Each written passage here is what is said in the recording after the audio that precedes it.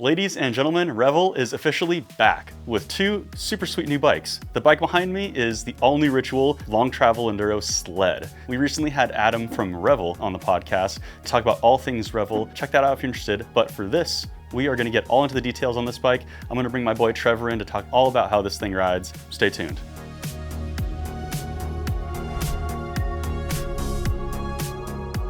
Ladies and gentlemen, like I said, this is the all-new Revel Ritual, the brand's long travel enduro bike. And you're probably wondering, how did we get here? Revel has always had a long travel bike in their lineup. They first started with the Rail 27.5, which evolved into the Rail 2.9, and now here we have the Ritual. And you're probably wondering what's new about this bike and what's interesting and what's exciting. Well, let me tell you. Probably the biggest difference is the fact that it's gone up in travel a little bit. Rail 29 was 155 rear travel, and here we have a 165 rear travel paired with a 170 millimeter fork. And it's also been endurofied a little bit. It's got a little bit slacker, a little bit longer, you know, all the good things that you would look for in a super capable, gravity-oriented enduro bike. Now, that is not to say that it isn't super well-rounded. One of the best things that's kind of legendary and almost like that has gotten these bikes a cult following is the CBF linkage and the CBF platform. So it pedals super well, super efficient, and it's super great for technical climbs, but it also just really shines on the way down. I mean, this is really like the cornerstone of Revel as a brand in Canfield, which started the Canfield Balance Formula, CBF. So with that said, the linkage is all new on this bike. This is a fully CNC'd link, whereas the old links were made out of carbon, and now the bearings are pressed into the link. So that's created a super stiff and durable and kind of just a more bomb-proof package. In the older bikes, like I said, it's all carbon, and really it was just a little bit more painstaking maintenance-wise. Some other cool things that are new and exciting about this bike, the super easily accessible storage compartment right here, where you can store all your favorite things, you know, like hot dogs, sandwiches, Oreo cookies, all your favorite things, and comes with a super nice, fun little bag, which is really cool and innovative and exciting because people love internal storage on their enduro bikes. In all seriousness, it's a great place to store your spares, your tube, the rain jacket, you know, what have you. That is super awesome. So a couple other cool things, new things about this bike. We have an accessory mount right here, so more places to store things. And we also have mixed wheels on the small and medium size.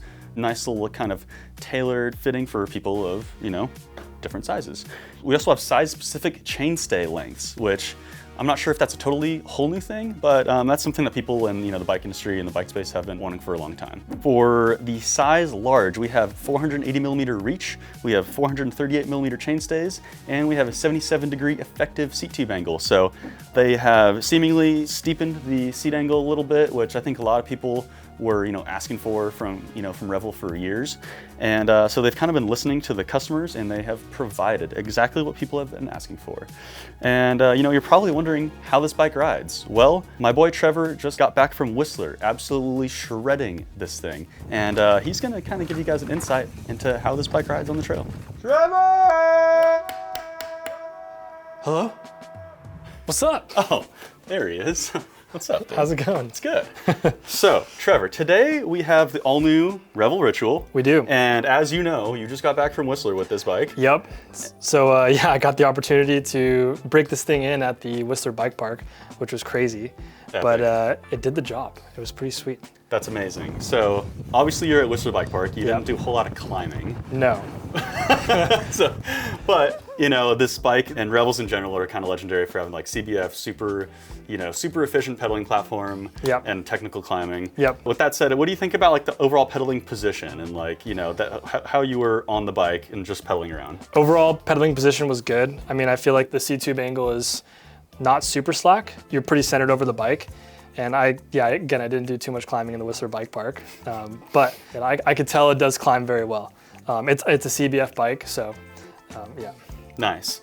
So give us a little more insight on how this bike descends. You were hitting a bunch of, you know, jump trails, you know, single black, double black tech trails. With that said, I mean, obviously Whistler Bike Park is a formidable beast, which you could easily ride a full-blown downhill bike in. Yeah, it was cool. So Whistler, I think, recommended you would want to have a downhill bike.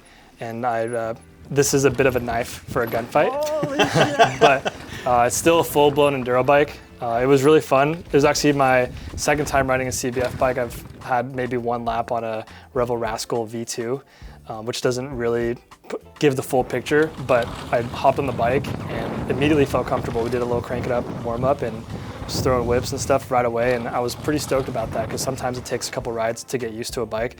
This was not the case, so I was very happy about that. For sure. Yeah, it's a size large. It's like 480 reach, so that's generally about what I would want to ride. I'm about 6'1". So yeah, the reach felt good. Chain stays like 438, so a little bit on the shorter relative side, but because of that, it was awesome on the jumps.